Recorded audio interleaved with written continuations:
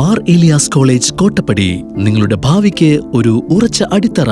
മനോഹരമായ ക്യാമ്പസ്, ആധുനിക ICT സൗകര്യങ്ങളോട് കൂടിയ ക്ലാസ് റൂമുകളും മികച്ച ഇൻഫ്രാസ്ട്രക്ചറും ചേർന്ന് ഗുണമേന്മയുള്ള പഠനാന്തരീക്ഷം. പഠനത്തോടൊപ്പം കലാകായിക മേഖലകളിലും ഒരുപോലെ പ്രാധാന്യം നൽകി വിദ്യാർത്ഥികളുടെ കഴിവും ആത്മവിശ്വാസവും വളർത്തുന്നു. 100% പ്ലേസ്മെന്റ് അസിസ്റ്റൻസ്, ഇന്റേൺഷിപ്പുകൾ, സ്കോളർഷിപ്പുകൾ, ഇൻഡസ്ട്രി റെഡി ആഡ് ഓൺ പ്രോഗ്രാമുകൾ എല്ലാം ഒരു കുടക്കീഴിൽ. മാർ ഏലിയാസ് കോളേജ് കോട്ടപ്പടി. ശരിയായ തിരഞ്ഞെടുപ്പ് നല്ലൊരു ഭാവിക്കായി. മാധ്യമപ്രവർത്തകൻ ദിലീപ് കെ മോഹന്റെ 17ാമത് ചരമവാർഷികം ആചരിച്ചു. മാധ്യമപ്രവർത്തകൻ ദിലീപ് കെ മോഹന്റെ 17ാമത് ചരമവാർഷിക ദിനം ആചരിച്ചു. പലരും പലതവണയും ചോദിച്ചിട്ടുണ്ട്, ഇത്രയും വർഷമായാലും കൊണ്ടുപോകുന്ന ആവശ്യങ്ങളുണ്ട്. അവരോടൊക്കെ ഞങ്ങൾ പറഞ്ഞിരുന്നത്, അല്ലെങ്കിൽ ഞങ്ങൾക്ക് പറയാനുള്ളത്, ഞങ്ങളോടൊപ്പം കളിച്ചു വളർന്ന, ഞങ്ങളോടൊപ്പം സാമൂഹിക സംഘടനാ പ്രവർത്തന മേഖലകളിലൊക്കെ കൂടെ നിന്നിരുന്ന, നേരിട്ടറിയാവുന്ന ഒരു അത്യധ്വാനിയായ ഒരു ചെറുപ്പക്കാരൻ, വിദ്യാസമ്പന്നനായ ഒരു ചെറുപ്പക്കാരൻ, തൻ്റെ പ്രവർത്തനങ്ങളെ വളരെ കൃത്യനിഷ്ഠതയോടുകൂടി പരിപാലിച്ചിട്ടുള്ള ഒരു ചെറുപ്പക്കാരൻ വിട്ടുപോയതിൻ്റെ ഓർമ്മ ദിനമാണ്. അന്നുണ്ടായിരുന്ന സഹപ്രവർത്തകർ, സുഹൃത്തുക്കൾ എല്ലാവരും ഒത്തുചേർന്ന് കൂടുന്ന ഒരു ദിനം.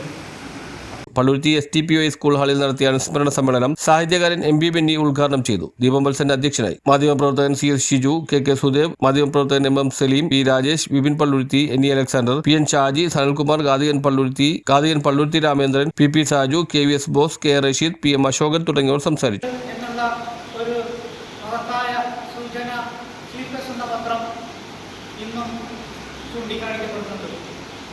കാരണം അക്കാലങ്ങളിൽ ഉണ്ടായിരുന്ന പത്രത്തിൽ, ചീഫ് പത്രത്തിൽ എഴുതിയിരുന്ന ഭൂരിഭാഗം ആളുകളും ഇന്ന് ഈ ചടങ്ങിൽ ഉണ്ട്, പങ്കെടുത്തിട്ടുണ്ട്. പ്രാദേശികമായിട്ടുള്ള എല്ലാ കരുതലോടുകൂടിയും ആണ് ആ പത്രം പുറത്തിറങ്ങിയിരുന്നത്. നമ്മുടെ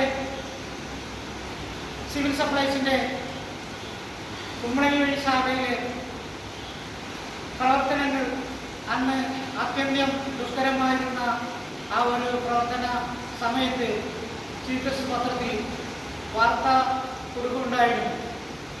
ആ വാർത്ത വന്നതിന് ശേഷം ഈ സദസ്സിൽ തന്നെയുള്ള Shri PM Dayanandan civil supplies ഓഫീസിൽ സിവിൽ സപ്ലൈസിൻ്റെ കുമ്പളങ്ങി ശാഖയിൽ ചെല്ലുമ്പോൾ പത്രത്തിൽ വന്ന ന്യൂസ് ചൂണ്ടിക്കാണിച്ചപ്പോൾ അവർ പറഞ്ഞു, ഇങ്ങനെയുള്ള പത്രങ്ങളിലൊക്കെ പലതോട്ട് വരാറുണ്ട്, ഞങ്ങളൊന്നും ശ്രദ്ധിക്കാറില്ല. പിറ്റേ ദിവസം അവിടെ റെയ്ഡ് നടക്കുകയും അവരെ എല്ലാവരെയും CIT വിരുദ്ധപക്ഷം അങ്ങനെ ഒരു വല്ലാത്ത കാലഘട്ടമാണ്.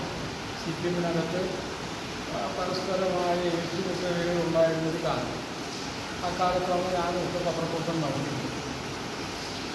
ആ സമയത്ത് ഏതാണ്ട് എല്ലാ ദിവസവും പോലെ അയൽവാസിയാണ് ദിലീപും അയൽവാസി എന്ന നിലയിലും അല്ലാതെ കാണുന്നതിനും ഒക്കെ ചെയ്യുന്നതിന് നല്ല അടുത്ത് ബന്ധുബന്ധങ്ങളുണ്ടായിരുന്നു.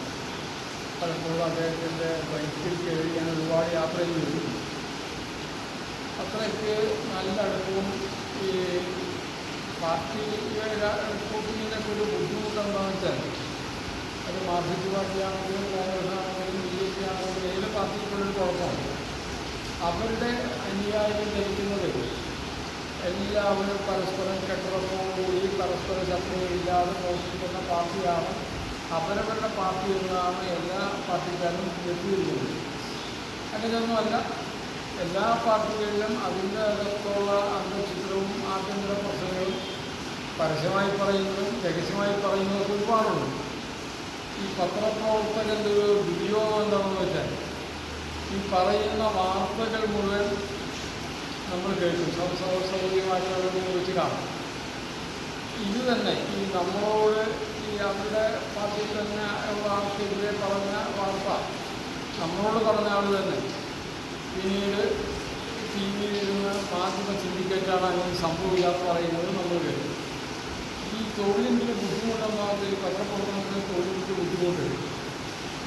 ഈ നമ്മുടെ സോഴ്സ് വെളിപ്പെടുത്തുന്നത് പത്രധർമ്മത്തിൽ നടക്കുന്നതല്ല. News bureau, Palluruthy.